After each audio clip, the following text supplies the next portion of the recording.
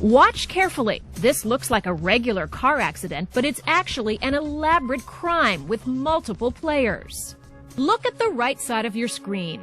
That white SUV is the lead car. The driver's on the lookout for women driving alone who are turning left into a Los Angeles shopping center. Once he spots one, he flashes his brake lights, a signal for his partner. Then he waves for the woman to turn in front of him. But wait, now he pulls up and blocks her way. She has nowhere to go. His partner in the oncoming traffic lane races up and smashes into her vehicle. And the lead car simply drives away. She was totally set up. Who's at fault if the police are called on this? The left turner. Ike Watkins is a special agent with the National Insurance Crime Bureau. He says the criminals have extensive networks, including doctors who create bogus medical claims. They only go 2, maybe 3 times at the most, and they'll sign that they've been there 30, 35 times. And lawyers who represent the criminals posing as injured passengers. By inflating the damage to their cars and their bodies, the crooks cash in on insurance policies. There's been a big upswing in insurance fraud. A lot of people aren't at work. They need the money, and they'll get involved in these accidents. Think this was just some random crime? Think again. Surveillance cameras catch the same white SUV at the same location another day. Same game plan, same result.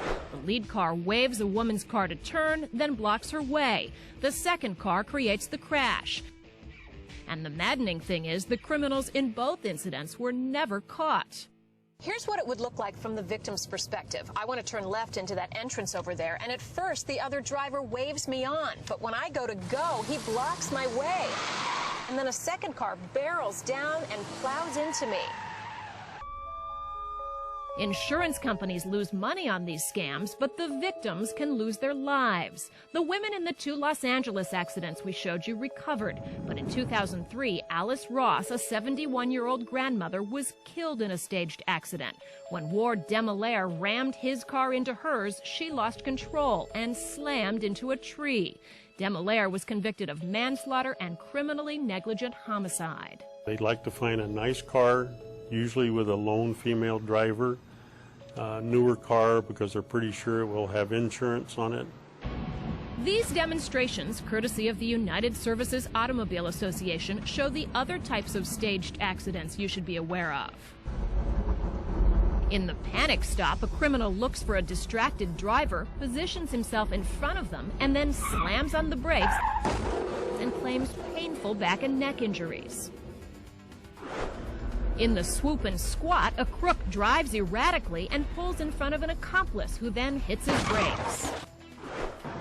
And finally, the drive down is when a driver pretends to be courteous, waves you around his car, then crashes into you. What's so menacing is that in all of these staged accidents, the crooks make it look like you are the one at fault.